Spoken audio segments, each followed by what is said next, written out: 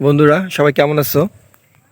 বাজার থেকে আমরা তো সবাই লাল শাক কিনে খেয়েছি, কিন্তু কেউ কি কখনো লাল শাক রোপণ করতে দেখেছো? কিভাবে এটা হয়, ছোট থাকতে অবস্থাটা কীরকম লাগে আসলে তোমাদেরকে এখন দেখাই কীরকম লাগে। আসো,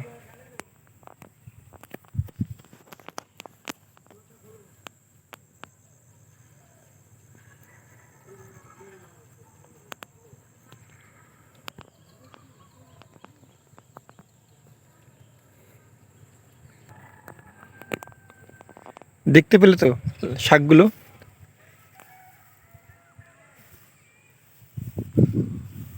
লাউ গাছ তো আমরা অনেক বাজার যে লাউ কিনে খেয়েছি, কিন্তু কেউ কি কখনো গাছে ঝুলন্ত লাউ দেখেছো? আসো তোমাদেরকে লাউ শাক দেখাচ্ছি, লাউ দেখাচ্ছি, লাউ। এই তো দেখো কি সুন্দর সুন্দর লাউ, ছোট ছোট লাউ। জায়গাটা দেখতে পারতেছো, জায়গাটা খুব সুন্দর। আর এখানে মানুষরা বাজার থেকে কেউ কিনে না, এখানে সবাই নিজেরা নিজেদের জমি আছে রোপণ করে শাকসবজি লাগায় সেটা খায়। একদম বাজারের ভেজাল মুক্ত খাবার।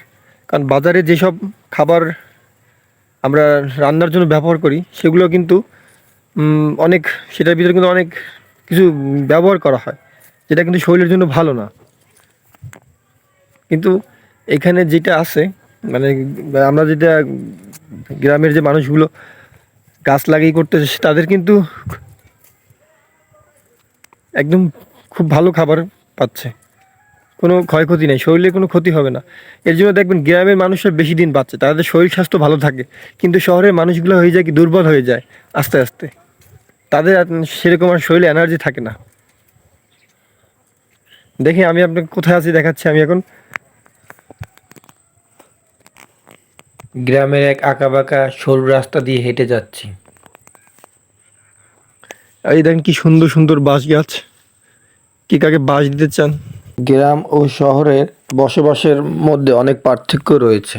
গ্রামে থাকতে অনেক শান্তি লাগে, একেবারে খোলা আকাশ, যেটা শহরে পাওয়া যাবে না, একটা মুক্ত পরিবেশ। তো কার কার গ্রাম ভালো লাগে অবশ্যই জানাবেন। এইখানে যে খালটা দেখতে পাচ্ছেন, এখানে পর্যাপ্ত পরিমাণ মাছ পাওয়া যায়, অনেক বড় বড় মাছ আছে এই খালে। আমি আপনাদেরকে একবার দেখাইতে পাইনি, কিন্তু গতকাল রাতে আমি এখানে আসছিলাম, কিন্তু আমি ভিডিও করতে পারিনি, সময় পাইনি। কিন্তু এখানে যেসব বড় বড় চিতল মাছ দেখলাম আমি খালের ভিতরে, এই সামান্য একটা খাল না, এটা হচ্ছে নদীর সাথে সংযুক্ত ছোট্ট একটা খাল, কিন্তু কোনো রকম ময়লা নেই, পানি একদম ফ্রেশ। এখানে অনেক বড় বড় মাছ পেতে পারবেন আপনি। ঠিক আছে, এই পর্যন্ত আজকে ভিডিও শেষ করলাম। সে ভালো থাকবেন, সুস্থ থাকবেন। আল্লাহ হাফেজ।